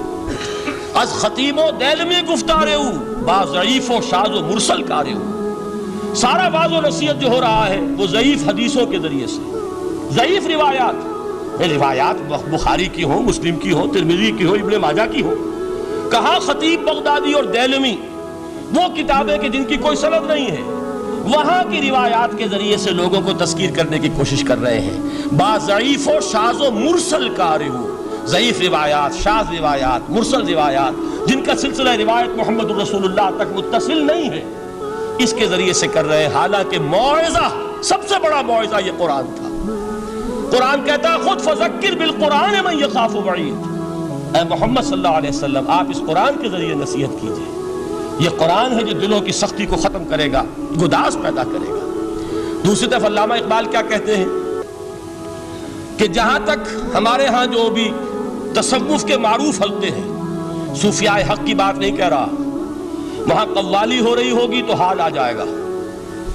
सूफिये पश्मीना पोशे हाल मस्त, अज शराबे नगमे कव्वाल मस्त।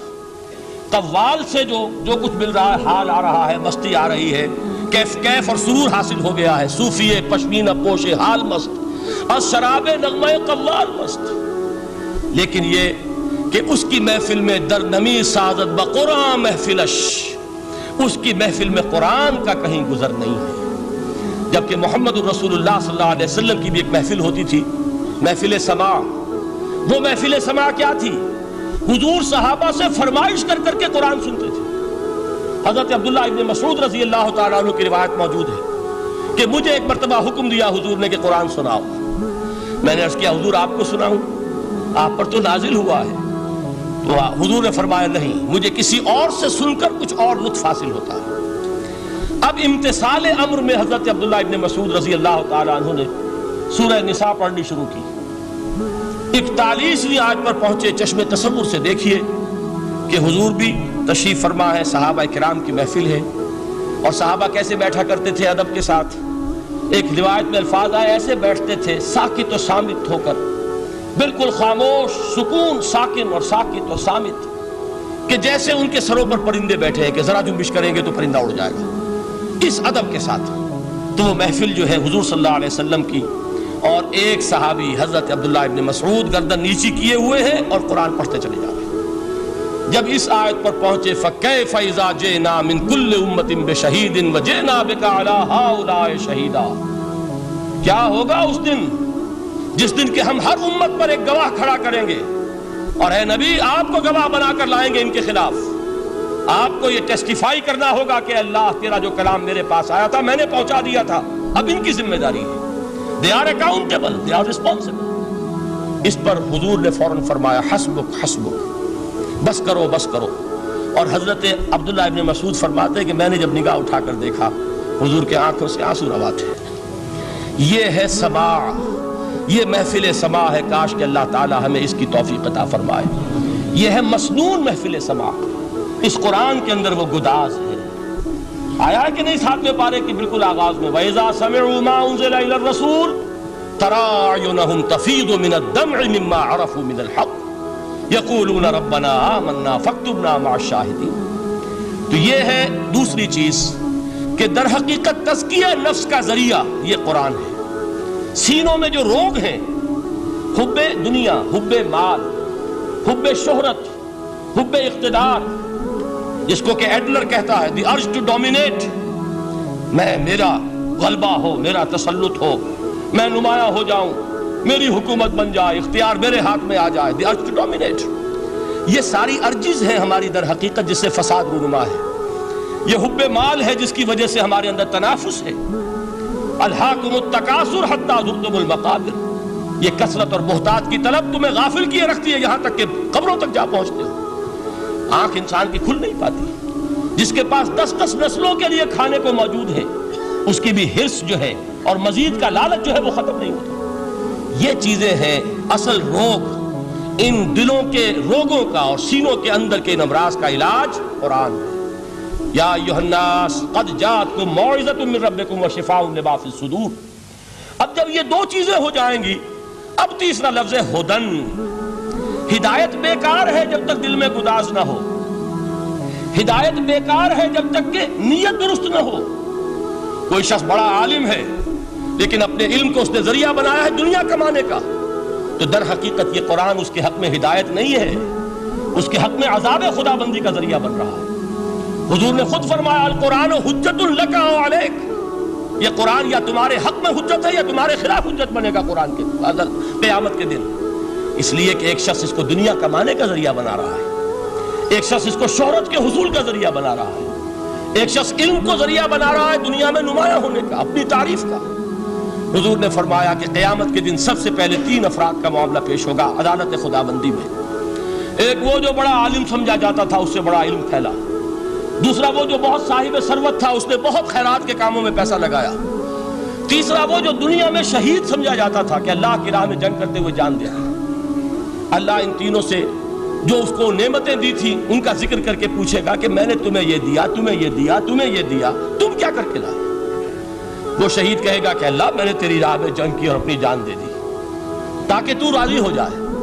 اللہ فرمائے گا کذبت، تو نے جھوٹ بولا، انک قد قاتلت لئن یقال جریء، تو نے تو ایک جنگ اس لیے کی تھی کہ کہا جائے کہ بڑا جری ہے، بڑا بہادر ہے۔ یہ لوگوں سے بہادری کے تمغے لینا تمہارا مقصود تھا۔ وقد قیل، وہ کہا جا چکا ہے، اب یہاں تمہارے لیے کچھ نہیں۔ اور فرشتوں کو حکم ہوگا اور وہ اوندے منہ اس کو گھسیٹتے ہوئے جہنم میں جھونک دیں گے۔ دنیا میں شہید سمجھا جا رہا ہے، آخرت میں جہنمی ہے۔ یہی حال اس عالم کا ہوگا، یہی حال اس دولت مند کا ہوگا۔ تم نے یہ علم پھیلایا تھا کہ تمہارے علم کا چرچا ہو جائے، تمہاری شہرت ہو جائے، لوگ تمہاری دست بوسی کرنے لگے، لوگ تم سے جھک کر ملے۔ وہ دنیا میں ہو گیا، تمہارا مطلوب مل چکا، تمہارا مقصود حاصل ہو چکا، اب یہاں کچھ نہیں۔ تو جان لیجئے کہ جب تک دلوں کے روگ درست نہ ہوں، علم بیکار ہے، ہدایت قطعاً غیر مفید ہے۔ پہلے دلوں کا کرسٹ اترے، اس کی سختی دور ہو، یہ ہے موعظہ۔ دلوں کے اندر سے حب جاہ، حب دنیا، حب مال نکلے، یہ ہے تزکیہ۔ شفاء لما فی الصدور، اب ہدایت خدا بندی، اب راستہ آپ دیکھیں گے اور اس راستے پر چلیں گے۔ یہ ہدایت جو ہے دنیا میں، یہی آخرت میں رحمت کی شکل میں ظاہر ہوگی۔ جنہوں نے اس قرآن کی ہدایت سے فائدہ اس دنیا میں اٹھایا، آخرت میں رحمت خداوندی کی بدلیاں ان پر سایہ کریں گی۔ ایک حدیث میں تو باقاعدہ الفاظ آئے ہیں کہ سورہ بقرہ اور سورہ آل عمران یہ دو بدلیوں کی صورت میں ظاہر ہوں گی میدان حشر میں، اور ان لوگوں پر سایہ کریں گی کہ جن کو ان سے بڑی محبت تھی۔ یہ چار الفاظ نوٹ کر لیجئے اسی ترتیب کے ساتھ: یا ایھا الناس قد جاءتکم موعظۃ من ربکم وشفاء لما فی الصدور وہدی ورحمۃ للمؤمنین قل بفضل اللہ وبرحمتہ۔ اے نبی کہہ دیجئے یہ اللہ کا بڑا فضل ہے، لوگوں سمجھو، اس کی بڑی رحمت کا ظہور ہوا ہے اس قرآن کی شکل میں، اس کی رحمت کا مظہر عدم قرآن ہے، اس کے فضل کا سب سے بڑا ثبوت قرآن ہے۔ فبذالک فلیفرحوا، اس پر انہیں خوشیاں منانی چاہیے۔ اترانا ہے تو اس پر اترائیں کہ اتنی بڑی دولت ہمارے پاس ہے، اتنا بڑا احسان ہے جو اللہ نے ہم پر کیا ہے۔ فبذالک فلیفرحوا هو خیر مما یجمعون، جو چیزیں یہ جمع کرنے کی فکر کر رہے ہیں ان سے کہیں زیادہ قیمتی یہ قرآن ہے۔ کاش کہ یہ دو آیات ہی ہمارے قلب کے اوپر یہ کندہ ہو جائیں۔ پہلی بات میں نے عرض کی تھی، اس کا شعور ہر ایک کے لیے ممکن نہیں، اس کا باطن بیدار ہو چکا ہو۔ لو انزلنا هذا القرآن على جبل لرأيته خاشعا متصدعا من خشیۃ اللہ، جن کی ارواح بیدار ہو چکی ہوں وہ قرآن کی اس تاثیر کو محسوس کریں گے۔ لیکن یہ دوسری چیز ہے کہ جو ہمارے لیے پریگمیٹک پہلو سے، عملی اعتبار سے، افادے کے اعتبار سے یہ چار الفاظ اور رحمت اور فضل خداوندی کا سب سے بڑا مظہر، اور خوشیاں مناؤ کہ اللہ کی یہ نعمت تمہارے پاس موجود ہے۔ اب وہ تیسرا مقام ہے سورہ رحمان کا، بڑی چھوٹی چھوٹی آیات۔ آپ نے سنا ہوگا حضور نے سورہ رحمان کے بارے میں فرمایا ہے، سورۃ الرحمن عروس القرآن۔ یہ سورہ رحمان جو ہے یہ قرآن کی دلہن ہے۔ جیسے دلہن کو آپ خوشنما لباس پہناتے ہیں، آراستہ پیراستہ اس کو گہنے اور اس کو زیور پہناتے ہیں، تو جس طریقے سے سجاتے ہیں آپ دلہن کو، اللہ تعالیٰ نے ایک سورت قرآن مجید میں ایسی رکھی ہے سورہ رحمان کہ اسے خوب سجایا ہے۔ اس میں الفاظ کا در و بست، اس کا اپنا ایک ڈیوائن میوزک ہے۔ وہ تو اللہ تعالیٰ قراء جو ہے، خاص طور پر مصر کے قراء، اللہ تعالیٰ ان پر رحمت نازل فرمائے، ان کی خطاؤں سے درگزر کرے۔ جس طرح قرآن کے انٹرنسک میوزک کو انہوں نے واضح کیا ہے، واقعہ یہ ہے کہ اگر یہ لوگ نہ ہوتے، شیخ عبد الباسط محمد عبد الصمد، شیخ محمود خلیل الحصری، یہ لوگ کہ جنہوں نے قرآن کے اس غنا، میوزک، یہ لفظ جو ہے آپ حیران نہ ہو کہ میں یہ کوئی شاید توہین کر رہا ہوں قرآن کی، حضور نے یہ لفظ استعمال کیا ہے، تغنو، اس قرآن کو اچھی سے اچھی خوشلہانی کے ساتھ پڑھو۔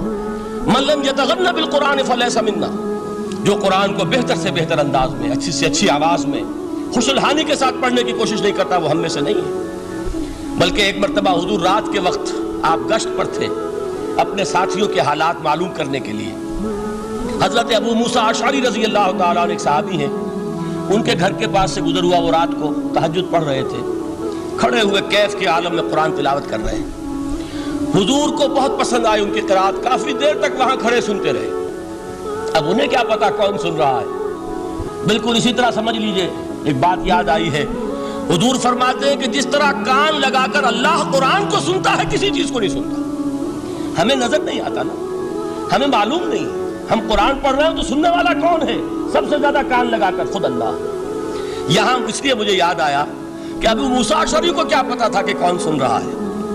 وہ اپنی کیفیت میں نماز میں تہجد میں قرآن کی تلاوت کر رہے تھے، اور ظاہر بات ہے ان کے گھر ایکڑوں میں بنے ہوئے نہیں تھے، ایک ایک کمرہ، ایک ایک کوئی حجرہ، ایسے ہی تو گھر تھے نا صحابہ کے، لہذا حضور پاس سے گزرے، آواز آئی، کافی دیر سنتے رہے۔ اس کے بعد آپ تشریف لے گئے، صبح فجر میں ملاقات ہوئی تو حضور نے تحسین کے انداز میں فرمایا، یا ابا موسیٰ انک قد اوتیت مزمارا من مزامیر آل داؤد، اے ابو موسیٰ تمہیں تو آل داؤد کے سازوں میں سے ایک ساز اللہ نے عطا فرما دیا ہے۔ جس طرح حضرت داؤد، لہن داؤدی مشہور ہے کہ جب وہ پچھلے پہر رات کو حمد کے ترانے الاپتے تھے، قرآن میں ہے کہ پرندے شامل ہو جاتے تھے ساتھ، اور پہاڑ وجد میں آتے تھے، پہاڑ بھی ان کے ساتھ شریک ہوتے تھے۔ تو جس طرح کا اللہ نے ان کو لہن عطا فرمایا تھا، حضور نے تحسین کے انداز میں فرمایا ہے، ابو موسیٰ اشعری اللہ نے تمہیں بھی آل داؤد کے سازوں میں سے ایک ساز عطا فرمایا۔ بہرحال قرآن مجید کا جو یہ میوزک ہے، قرآن کے الفاظ کا جو حسن ہے، جہاں تک حسن معنوی ہے وہ تو ہر لفظ میں ہے، لیکن یہ حسن ظاہری، حسن صوتی، حسن لفظی، یہ اپنے کلائمیکس پر آپ کو نظر آئے گا سورہ رحمان میں۔ لیکن قرآن میں یہ سورت اس اعتبار سے بھی ممتاز ہے، اس کی 4 آیات پر ذرا توجہ کریں گے، عجیب حقائق سامنے آئیں گے۔ جہاں یہ قرآن مجید کے حسن صوت اور حسن لفظی کی معراج ہے، وہیں اس کی پہلی 4 آیات میں 4 چوٹی کی چیزوں کا ذکر ہے، سب سے اونچی چیزیں۔ پہلی آیت کیا ہے؟ الرحمن۔ ایک آیت ہو گئی۔ رحمان کیا ہے؟ اللہ کا نام ہے۔ کبھی آپ نے غور کیا اللہ کے ناموں میں سب سے پیارا نام کون سا ہوگا؟ رحمان۔ کیوں؟ اس کا مادہ کیا ہے؟ رحمت۔ ہمیں سب سے بڑھ کر جس چیز کی ضرورت ہے وہ کیا ہے؟ رحمت خدا بندی۔ نام اچھی طرح سن لیجئے اس حضور کی قول کو۔ حضور فرماتے کوئی شخص جنت میں مجرد اپنے عمل کی بنیاد پر داخل نہیں ہو سکے گا جب تک کہ رحمت خدا بندی دستگیری نہ کرے۔ کسی صحابی نے بڑی ہمت اور جرأت کا ثبوت دیا کہ پوچھ لیا کیا حضور آپ بھی؟ جب آپ نے فرمایا کوئی شخص داخل نہیں ہو سکتا جنت میں محض اپنے عمل کی بنیاد پر جب تک کہ رحمت خدا بندی جو ہے وہ دستگیری نہ فرمائے۔ پوچھا گیا کیا آپ بھی؟ آپ نے فرمایا ہاں میں بھی۔ آپ اندازہ کیجئے کہ اگر محمد الرسول اللہ بھی رحمت خدا بندی کے ضرورت مند ہوں تو تاب دیگراں چہ رسد ہماری تو سب سے بڑی ضرورت رحمت خدا بندی ہے۔ اب یہ رحمت جو ہے قرآن مجید میں اللہ تعالیٰ کی یہ شان 2 الفاظ کے ذریعے سے آتی ہے، رحیم اور رحمان۔ اور کوئی مادہ نہیں ہے جس سے 2 نام بنتے ہوں اللہ کے، لیکن یہ مادہ ہے واحد رحمت کا کہ جس سے رحمان بھی ہے رحیم بھی ہے۔ رحیم صفت مشبہ ہے، رحمت دائم ہو جائے گی، مستقل ہوگی تو رحیم کہیں گے۔ اور رحمان، اس میں رحمت کی ہے وہ شان ہے کہ جیسے ٹھاٹھے مارتا ہوا سمندر ہو، ہیجان کی کیفیت، طوفانی کیفیت، رحمت خداوندی کا طوفانی جوش، وہ ہے رحمان۔ آپ تو رہتے اس علاقے میں ہیں، آپ کو معلوم ہے عرب اگر بھوکا مرا جا رہا ہو تو کیا کہے گا؟ انا جوعان۔ پیاسا مرا جا رہا ہو انا عطشان۔ بہت غضبناک ہوگا غضبان، غضبان آصفہ قرآن میں آیا، بہت غضبناک۔ رحمان جس کی رحمت جو ہے جوش میں ہے، ٹھاٹھے مارتے ہوئے سمندر کے مانند۔ تو یہ اللہ تعالیٰ کے ناموں میں سب سے پیارا نام۔ اب آگے چلیے، الرحمن علم القرآن۔ رحمان نے قرآن سکھایا۔ رحمت خداوندی کا سب سے بڑا مظہر، رحمان کی رحمانیت کا سب سے بڑا مظہر قرآن ہے۔ ان میں جو منطقی ربط ہے اس کو سمجھتے جائیے۔ اچھا آپ یہ سوچئے، جو علم بھی انسان کو حاصل ہوا وہ کس نے دیا؟ اللہ نے۔ سائنس کا علم کس نے دیا؟ اللہ نے۔ علم آدم الاسماء کلہا، وہ علم الاسماء جو حضرت آدم کو دے دیا گیا تھا ازل میں، یہ اسی کا ظہور ہے، یہ اسی کی ایکسفولیشن ہے جو ہو رہی ہے اور ہوتی رہے گی ابھی۔ اور دوسرے علم ہے وہ کس نے دی؟ اللہ نے دی۔ لا یحیطون بشیء من علمہ الا بما شاء۔